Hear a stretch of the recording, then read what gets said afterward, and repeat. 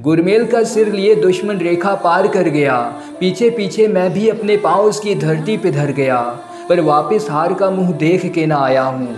वो एक काट कर ले गए थे, मैं दो काट कर लाया हूँ।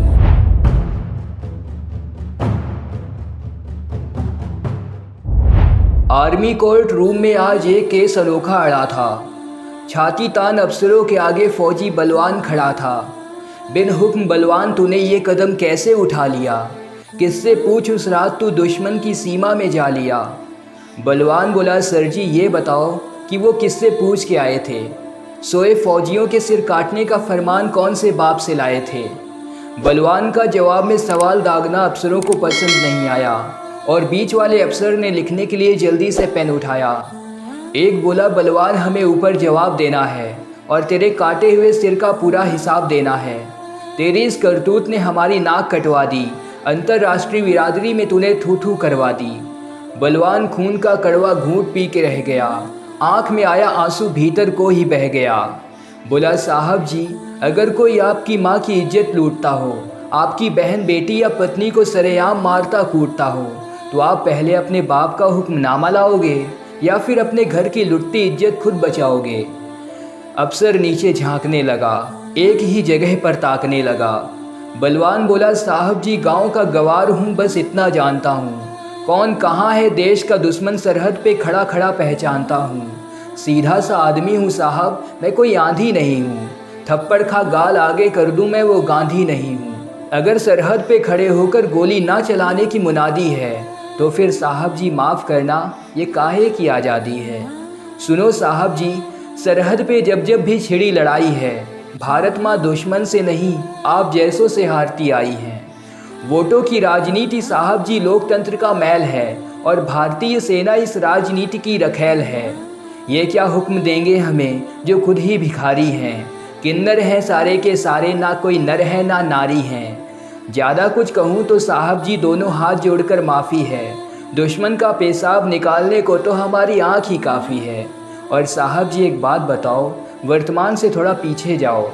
कारगिल में जब मैंने अपना पंजाब वाला यार जसवंत खोया था, आप गवाह हो साहब जी, उस वक्त मैं बिल्कुल भी नहीं रोया था। खुद उसके शरीर को उसके गांव जाकर मैं उतार कर आया था। उसके दोनों बच्चों के सिर साहब जी मैं पुचकार कर आया था। पर उस दिन रोया मैं जब उसकी घरवाली हौसला छोड़ती दिखी और लघु सचिवालय में वो चपरासी के हाथ पांव जोड़ती दिखी। आग लग गई साहब जी, दिल किया कि सबके छक्के छुड़ा दूं, चपरासी और उस चरित्रहीन अफसर को मैं गोली से उड़ा दूं।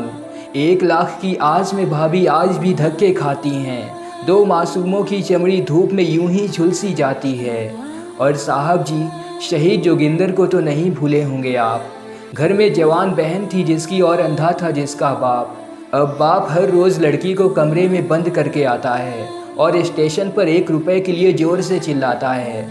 पता नहीं कितने जोगिंदर जसवंत यूं ही अपनी जान गंवाते हैं और उनके परिजन मासूम बच्चे यूं दर दर की ठोकरें खाते हैं। भरे गले से तीसरा अफसर बोला, बात को और ज़्यादा ना बढ़ाओ, उस रात क्या क्या हुआ था बस यही अपनी सफाई में बताओ। भरी आंखों से हंसते हुए बलवान बोलने लगा, उसका हर बोल सबके कलेजों को छोलने लगा। साहब जी उस हमले की रात हमने संदेश भेजे लगातार 7, हर बार की तरह कोई जवाब नहीं आया। 2 जवान मारे गए पर कोई हिसाब नहीं आया। चौकी पे जमे जवान लगातार गोलीबारी में मारे जा रहे थे और हम दुश्मन से नहीं अपने हेडक्वार्टर से हारे जा रहे थे। फिर दुश्मन के हाथ में कटार देख मेरा सिर चकरा गया। गुरमेल का कटा हुआ सिर जब दुश्मन के हाथ में आ गया, फेंक दिया ट्रांसमीटर मैंने और कुछ भी सूझ नहीं आई थी।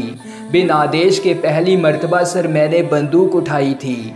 गुरमेल का सिर लिए दुश्मन रेखा पार कर गया, पीछे पीछे मैं भी अपने पाँव उसकी धरती पे धर गया, पर वापस हार का मुंह देख के ना आया हूँ।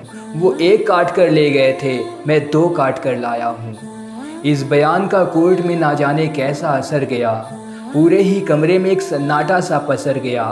पूरे का पूरा माहौल बस एक ही सवाल में खो रहा था कि कोर्ट मार्शल फौजी का था या पूरे देश का हो रहा था।